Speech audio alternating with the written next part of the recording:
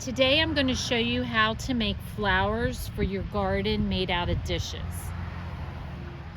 I'm very excited about this craft today. I've been making these flower plates for years now, and I will show you because if you don't want to drill the way I'm going to show you how to make today's, I can show you a different option, which is what I've been doing in the past, which is using a glue. The reason I've gone to this technique is because the glue over time does break down, and what'll end up happening is all your plates start falling off, and it became annoying. So what I decided to do now was to actually drill holes into the plates and use an attachment that makes them secure so that I don't have to worry about glue anymore. But after watching this video, if you don't feel comfortable or don't have the tools to do the drilling process, you can glue them and get a similar result. And I will show you because I have some in my yard now that are glued. But to get started, basically what you need is 3 different size plates and a topper. And I'm going to show you at the end of this video several different combinations that I have. But what you want is you want each of the plate to kind of sit nestled in each other. And I like doing a combination. These plates came with the plate and the saucer, so for this one I'm using both the same, but you can also use 4 different styles of plates, or you could maybe use 3 plates. So it just depends on what you want. But for this one, I'm using a dinner plate, I'm using a glass like salad plate, and then a coffee cup or saucer. And then this is more of a decorative top, which you'll notice in the other one that I showed you, it also has like a decorative top. So basically the other pieces that you need, this one is a little bit different. This one I'm using an old knob that I got at an antique store for $2. This one over here, I went to Lowe's and got a Bura pull, and it actually ended up being $3. So you don't really save any money by trying to go to an antique store for these. But unfortunately right now they don't have a really good selection. I like getting like more of the crystally, like pinks and yellows and greens, and right now it's just not in. So you're gonna just have to keep your eye open for either a old one or a new one in a style that you like. And then to go with it, you can use just regular flat washers, but I wanted some rubber on it, so I'm going to try these washers, which are bonded washers. So they have the rubber on one side and they're metal on the other. And then hex nuts, acorn nuts, and this is a all threaded bar that you can also buy. All of these products I bought at Lowe's. And then the last thing that you need is a post, and this is a 3-foot post, and again you can buy this at Lowe's. It's in their garden center. So all of these things you buy at Lowe's, and the plates you can buy at any store, but what I do is I go to the thrift store. I typically shop for several different trips until I find the variety that I like, but I buy them all at thrift stores. And then you'll need 2 tools. This one is a wire stripper bolt cutter combo, all in one. You're going to use the bolt cutter part, and then you're going to need a drill with a glass drill bit that will allow you to drill through the glass.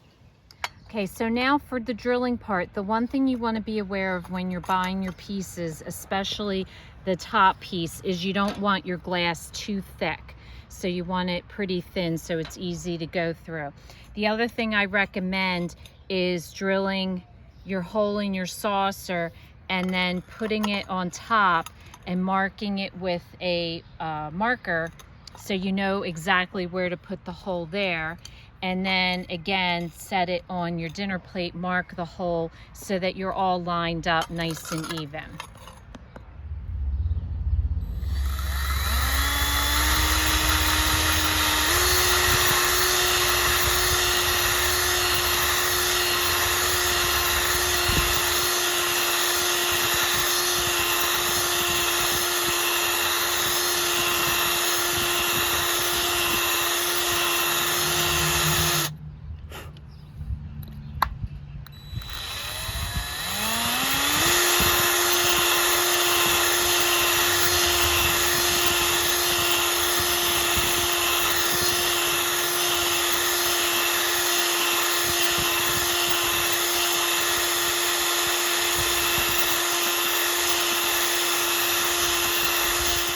So here is the hole cut.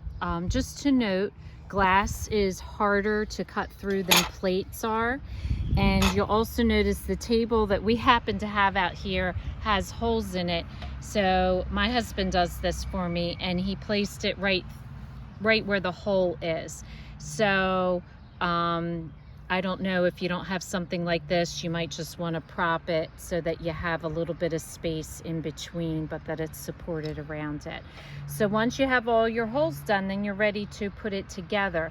Now, the difference between this knob screwed right on. We didn't have to worry about the top, but these type of knobs have a hole all the way through. So what we need to do next is take your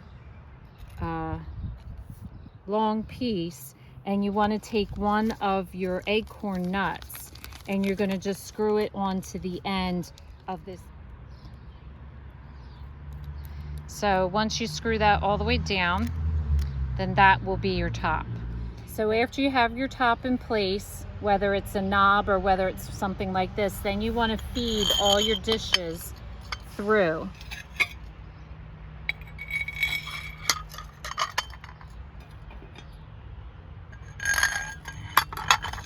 Like so.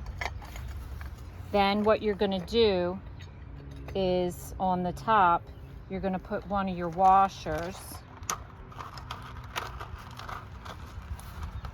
and you're going to put the rubber side down against the glass, like so. And then you're going to take one of your hex nuts, and you're going to take your hex nut and feed it all the way down until it tightens up against that.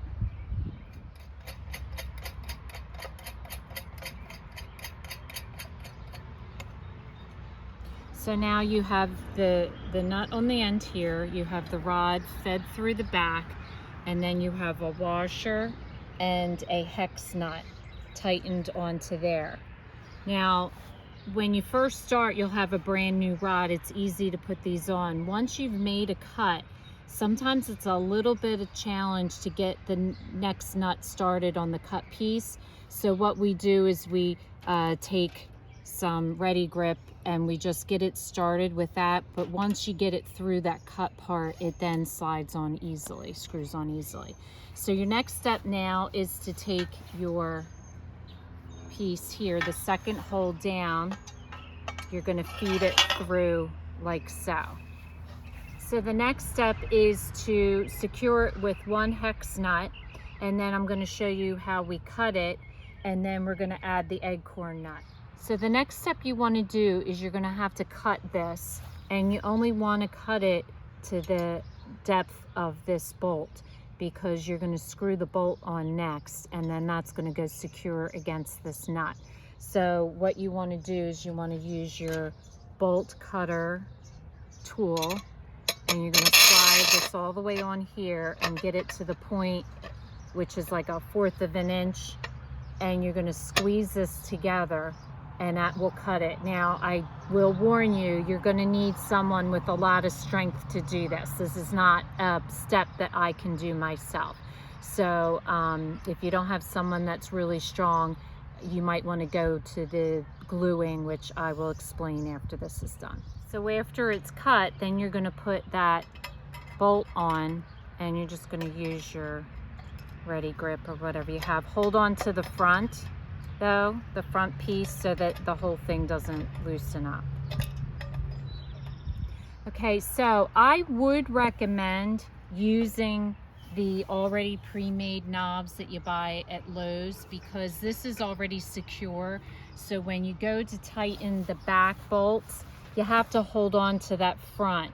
So if you decide to use this type, what you're going to need is some needle nose to hold on to that while you tighten the back, so that way it doesn't all loosen up.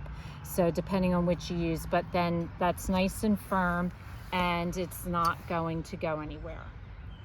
So this just gives you an idea of the different varieties of things you can do. And I want to point out, like, for example, a plate like this, it doesn't matter the lettering on there because you're going to cover it with a plate. So the only thing that's important is the edging, which I thought turned out really pretty. Same with like this. You're not going to see that. I covered over, it gives it a totally different look. You can use things like this to make it a deeper flower, or things like this. And you can also do like a clear plate. And sometimes when I do a clear plate, I'll add stones to the outside to decorate it up. Okay, this is the first version of my flower. I was using spoons, the glasses, a pole that you can buy at Lowe's, and I cut them and spray painted them green. And then I added wire for the petals. And then all you do is slip it in like that, which was super easy. However, over time, the glue stops and they start falling off, which was getting on my nerves. But you'll see the gluing, what it allows you to do is you can use thicker glass. You can use, if you find something like this, you can use that. So it has more flexibility with the types of dishes and glassware that you can use. So the second version of them is a bottle, which I thought worked a little bit better than the spoons. And this is a plastic stick that was already green. And again, you epoxy. It's the same epoxy that I used on my glass mushrooms, but you just epoxy them. And like I said, you can use some really cool pieces on it that are heavier and thicker. But again, over time, the glue will wear out. The other nice thing I like about these is you can use this to push it into the ground with your foot, so it makes it easy to put in. So I hope you enjoyed this, and it's a beautiful addition to any garden. If this is your first time watching, welcome, and please don't forget to subscribe. If you want to receive future notification of posts, hit the bell, and if you liked our video, please give us a thumbs up. Thanks for watching, and we'll see you again soon.